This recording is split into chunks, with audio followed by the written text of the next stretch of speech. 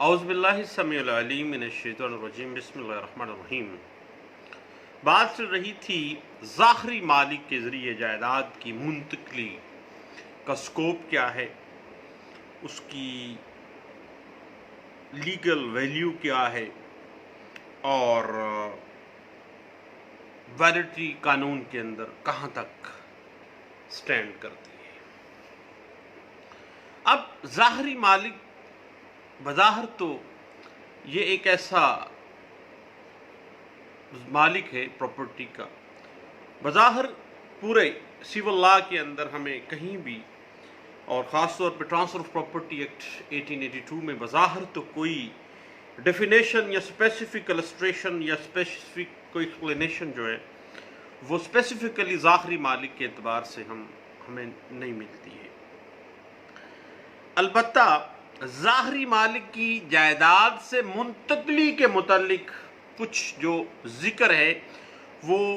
Transfer of property act 1882 کی section 41 کے تحت ملتا ہے۔ اگر ہم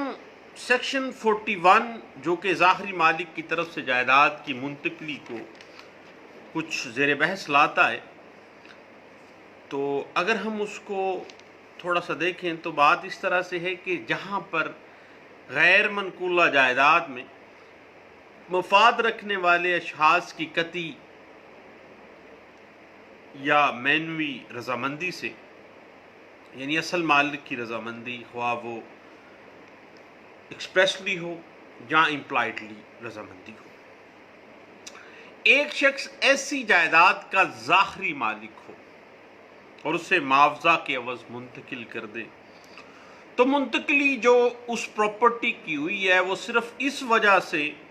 غیر مؤثر نہیں ہو جائے گی کہ چونکہ منتقل کنندہ جو تھا، ٹرانسفرر تھا جو، وہ تو چونکہ اصل مالک تو تھا نہیں، تو اسے وہ اس پراپرٹی کو منتقل کرنے کا مجاز نہیں تھا۔ اس وجہ سے اس پراپرٹی کی جو ٹرانسفر ہے وہ قطعی صورت جو ہے وہ غیر مؤثر نہیں ہوگی، بشرطے کہ ٹرانسفری جو ہے جس کے حق میں وہ پراپرٹی ٹرانسفر ہوئی ہے، اس نے ٹرانسفر یعنی منتقل کرنے والے کے اختیارات منتقلی کی بابت ود ریزنیبل کیئر جو ہے وہ نیک نیتی سے، منتقلی کی بابت نیک نیتی سے بطور خریدار جو ہے وہ بونا فائڈ پرچیزر کے طور پہ اس نے ایکٹ کیا تھا۔ اب بڑی ڈونگی سی چیز ہے کہ section 41 transfer of property act 1882 کے اندر جس طرح سے ہم کہتے تھے نا کہ جی قانون شہادت آرڈر 1984 جو ہے، اگر ہم اس میں جو ڈاکٹرائن آف اسٹوپل ہے اس کو مد نظر رکھیں تو کافی حد تک وہ چیز سامنے آ جاتی ہے۔ اگر ایک شخص کسی اموبل پراپرٹی کا ظاہری آسٹینسیبل آنر معلوم ہوتا ہے، اگرچہ ایسا حقیقی مالک کی رضامندی سے ہو، خواہ وہ رضامندی ظاہری طور پر ہے یا امپلائڈلی ہے، یا کسی اور وجہ سے ایسا ظاہر ہو رہا ہو کہ یہ جو پراپرٹی ہے اس کا ظاہری مالک یہی ہے، اور کوئی بھی شخص جو اس ظاہری مالک سے اس اموبل پراپرٹی کو خرید کرتا ہے اور نیک نیتی کے ساتھ ایسا کرتا ہے تو وہ ٹرانسفر آف پراپرٹی مؤثر ہوگی۔ صرف اس پلی کے اوپر غیر مؤثر نہیں ہوگی کہ چونکہ اصل مالک نے تو ٹرانسفر نہیں کی ہے، لیکن چونکہ section 41 transfer of property act 1882 یہ واضح کر دیتا ہے کہ چونکہ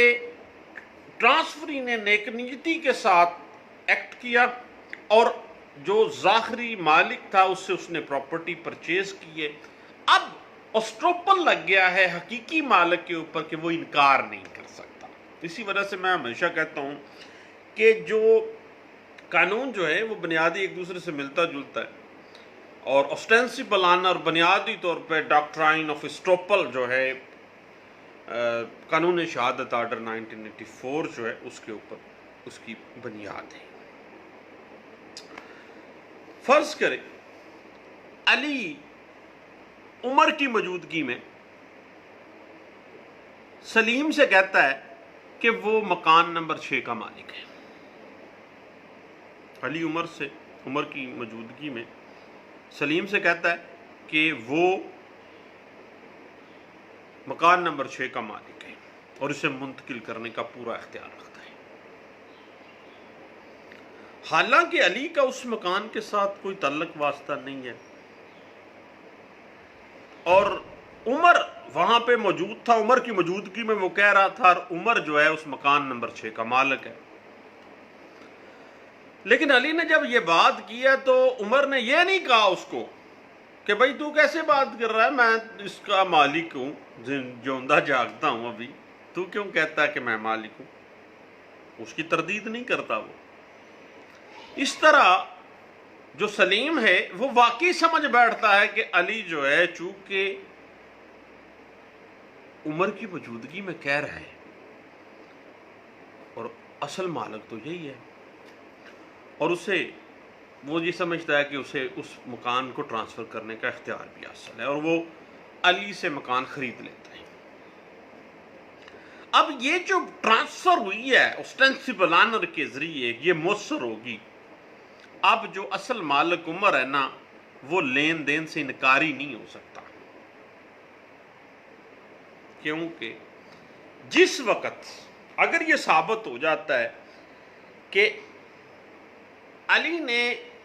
عمر جو اصل مالک ہے اس کی موجودگی بیان کیا تھا کہ یہ مکان کا مالک میں ہوں، تو اس وقت اس نے خاموش رہ کے امپلائڈلی رضامندی کا اظہار کیا تھا۔ اب اس حوالے سے ہم اس قانون کی اگر انٹرپریٹیشن میں جاتے ہیں نا تو ہمیں تھوڑا سا پیچھے جانا پڑے گا، اور all India reporter 1957 Madras high court page 603 اس بات کی بڑی اچھی وضاحت کر دیتا ہے، جو واضح کر دیتا ہے کہ ٹرانسفر آف پراپرٹی ایکٹ 1882 کے اہم اصولوں میں سے ایک اہم اصول جو ہے وہ اس بات سے اخذ شدہ ہے کہ ایک شخص اتنا ہی استحقاق منتقل کر سکتا ہے جتنا استحقاق وہ رکھتا ہے، جتنا حق حقوق میں رکھتا ہوں اتنا ہی میں آگے ٹرانسفر کر سکتا ہوں، اس سے آگے تو میں دے ہی نہیں سکتا کیونکہ اس سے آگے میرے پاس ہے نہیں۔ لیکن یہ settled principle of transfer of property act 1882 میں فال کرتا ہے، لیکن اس اصول کی کچھ سیٹلڈ ایکسیپشنز بھی ہیں۔ قانون میں جب بھی قانون بنتا ہے اس کی ایکسیپشنز موجود ہیں۔ اب کسی نے وہی ٹرانسفر کرنا ہے جو اس کے پاس ہے۔ اب اس بات کی ایکسیپشن یہ ہے کہ اگر مالک جو جائیداد ہے اس کا حقیقی مالک ہے کسی دوسرے شخص کو اس پراپرٹی کا، اپنی پراپرٹی کا مالک ظاہر کرنے کی اجازت دیتا ہے، خواہ ایسا وہ دستاویزی طور پر دیتا ہے یا امپلائڈلی دیتا ہے، کسی بھی صورت دیتا ہو، اور ایک تیسرا شخص نیک نیتی کے ساتھ اس شخص سے لین دین کرتا ہے، تو اسے حقیقی مالک کے خلاف جائیداد سے متعلق جو حقوق اصل مالک رکھتا ہے وہ اس سے بہتر حقوق اس کو مل جائیں گے۔ وہ حقیقی مالک انکار نہیں کر سکتا کہ میں نے تو سودا کیا نہیں ہے، نہ بھائی نہ، اسٹاپل آ گیا۔ یاد رکھیے گا صاحب، آل انڈیا رپورٹر 1944 الہ آباد ہائی کورٹ پیج 42 اس حوالے سے بڑی لینڈ مارک ججمنٹ میں سمجھتا ہوں۔ ابھی بھی 2010 کی ایک لینڈ مارک ججمنٹ ہے سپریم کورٹ آف پاکستان کی، اس میں بھی، اور بلکہ 2020 میں رپورٹڈ ججمنٹس جتنی بھی ہیں سب میں آل انڈیا رپورٹر کی جو ججمنٹس ہیں انہی اصولوں کے اوپر وہ بیس کر رہی ہیں۔ اور اصل معاملہ اس طرح سے ہے کہ جو شخص یہ دعویٰ کرتا ہے کہ اس شخص نے متعلقہ شخص کو ऑस्टेंसिबल ऑनर समझते हुए नेक नीति से जायदाद खरीदी है तो बर्डन ऑफ प्रूफ इसके ऊपर होगा कि वो नेक नीति को साबित करेगा कि वो रीजनेबल केयर उसने सौदा किया है, नेक नीति के साथ किया है। अब इस हवाले से मैं आपको रेफर करता हूं 2002 SCMR पेज 2003 है, 1993 CLC पेज 605 है, KLR 1982 सिविल केसेस पेज 341 है, और 1992 MLD page 2515, PLD 1984 Lahore high court page 117 है, और इसके अलावा 2015 SCMR page 452, PLD 2013 Lahore high court page 517, और PLD 2013 Lahore high court page 513 के अलावा 2000 MLD पेज 1948 है, 2002 CLD पेज 1090 है, और PLD 2002 supreme court Pakistan page 303 है, 2002 ILR पेज 2706, 1984 SCMR पेज 1027 है, 1987 SCMR पेज 192 और 1993 SCMR पेज 21 है। अब ऑस्टेंसिबल ऑनर की जो टेक्निकलिटीज हैं कि वो जो हकीकत में तो जायदाद का मालिक नहीं मगर जायदाद और उस कब्जे की बदौलत ही वो खुद को उस प्रॉपर्टी का मालिक जाहिर करता है और उस जायदाद से मुतल्लिका जो फ़राइज़ हैं वो सरअंजाम देता है, और जायदाद के असल मालिक को उसके इंतज़ाम इंसराम पर कोई एतराज़ नहीं होता है, और असल मालिक ने उस ज़ाहरी मालिक को इजाज़त दी होती है खामोशी के साथ या रिटर्न भी दी होती है कि वो उसकी जायदाद की बाबत कोई भी इक़दाम जो उसकी नज़र में दुरुस्त हो मुनासिब हो करे। अब ज़ाती तौर पे मैं ये समझता हूँ कि एक ज़ाहरी मालिक ऑस्टेंसिबल ऑनर वो शख्स है जिसमें असल मालिक प्रॉपर्टी ना होने के बावजूद मलकियत की तमाम निशानियां मौजूद होती हैं। बज़ाहिर मलकियत जरूर होती है, उसके मुंतकिल करने का इख्तियार भी वो अपने पास होता है उसके पास, लेकिन वो हकीकी मालिक वो नहीं है, पीछे कोई और बंदा है। अगर मैनेजर के पास कब्जा हो और हकीकी मालिक की मंजूरी भी हो तो उसके बावजूद भी मैनेजर को ज़ाहरी मालिक नहीं कहा जा सकता, वो मैनेजर ही रहेगा। इसके अलावा नौकर है, कोई नुमाइंदा है, वो भी ज़ाहरी मालिक की डेफिनेशन में याद रखिएगा, कभी किसी शख्स का नौकर उसके ज़ाहरी मालिक, उसकी प्रॉपर्टी का ज़ाहरी मालिक नहीं हो सकता। कोई उसका नुमाइंदा या उसका कोई मैनेजर जो उसने इंतज़ाम इंसराम के लिए रखा, वो नहीं, कोई और बंदा है जो बाकायदा तौर पर जिसको उसने अथराइज किया है कि भाई जा तू मेरी प्रॉपर्टी का इंतजाम इंसराम भी संभाल, इसको तूने फरोख्त भी करना है और इसको ट्रांसफर भी करना है। इसके अलावा मुश्तरका खानदान का कोई भी मुश्तरका हिस्सादार जो है, को शेयर जो है, वो भी ज़ाहरी मालिक नहीं हो सकता। कोई शेयर दूसरे शेयर को शेयर का ऑस्टेंसिबल ऑनर नहीं होता। वो हर बंदा अपने अपने हिस्से की हद तक मालिक है, और वो आपको पता है कि सेटल प्रिंसिपल है कि हर को शेयर जो है वो 1 इंच तक का मालिक होता है। इसी तरह एक हिबा करने वाला जिसने हिबे नामे की रिवोकेशन का हक अपने पास नहीं रखा, वो ज़ाहरी मालिक नहीं गर्दाना जाएगा, हत्ता कि अगर हिबे का कब्जा उसके पास ही हो तब भी नहीं, तब भी वो ज़ाहरी मालिक नहीं हो सकता उस प्रॉपर्टी का। इसके अलावा अगर हम मज़ीद इसको देखें कि फ़र्ज़ करें एक मुसलमान लड़का और लड़की को जायदाद विरासत में मिली, लेकिन लड़का 25 साल तक अपनी बहन के हिस्से पर काबिज रहता है, जैसे कि उसके अपने हिस्से पे भी भैन के हिस्से पे भी वही काबिज था, और रजिस्ट्रियाँ, इंतकाल, कागजात, माल सारे कुछ उसके कब्जे में है, हत्ता के गर्दौरी भरा दे ना ही भाई के नाम पे दर्ज हो रही है, और भाई जो है वो तमाम प्रॉपर्टी को फर्ज करे मॉर्टगेज कर देता है। तो ऐसी सूरत में चूंकि बहन को पता है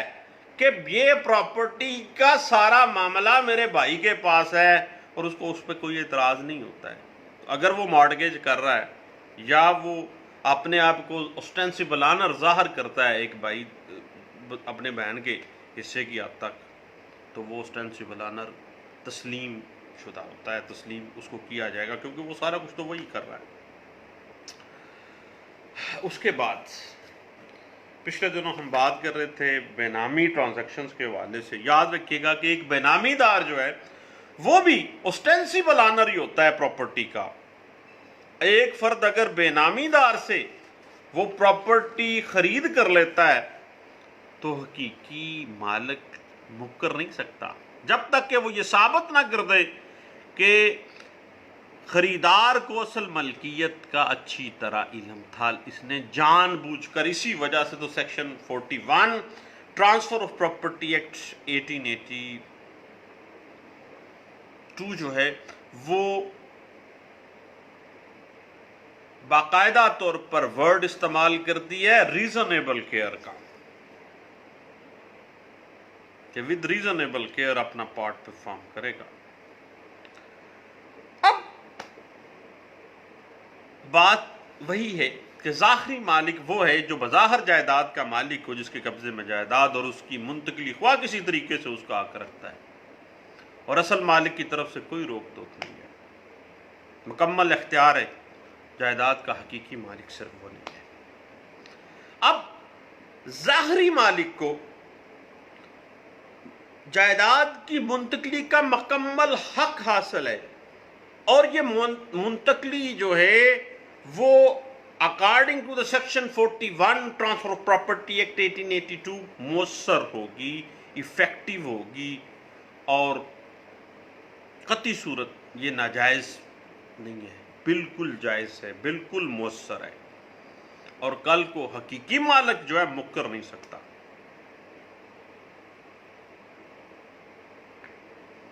और इस हवाले से अगर आप मज़ीद कुछ देखना चाहें तो 1994 SCMR page 2021, 1985 SCMR page 491, 2002 YLR page 2706, PLD 1976 SCMR page, और 1974 SCMR पेज 255, और इसी बात को 2002 MLD पेज 589 में भी बड़े अच्छे अंदाज से डिस्कस किया गया था। अब हम ये जो मामला है कि ऑस्टेंसिबल ऑनर जब प्रॉपर्टी को ट्रांसफर कर देता है तो भाई क्या ये प्रॉपर्टी की जो ट्रांसफर है वो बाकायदा तौर पर मुयस्सर होगी या गैर मुयस्सर होगी। और कानून शहादत आर्डर 1984 जब स्टॉपल का डॉक्ट्राइन सामने आ जाता है, और मिलता जुलता डॉक्ट्राइन है ऑस्टेंसिबल ऑनर के साथ, कि कल को मुकर नहीं सकता हकीकी मालिक, तो फिर ऑस्टेंसिबल ऑनर के जरिए जो प्रॉपर्टी ट्रांसफर की जाती है उसकी इफेक्टिवनेस जो है वो किस हद तक होती है। ट्रांसफर ऑफ प्रॉपर्टी एक्ट 1882 जो है वो इस हवाले से हमें क्या कहता है, क्यों ना इस पे हम नेक्स्ट इंशाल्लाह बैठते हैं और गपशप लगाते हैं, चाय पीते हैं और फिर दोबारा मिलते हैं। थैंक यू, दुआ में याद रखिएगा। अल्लाह हाफिज़।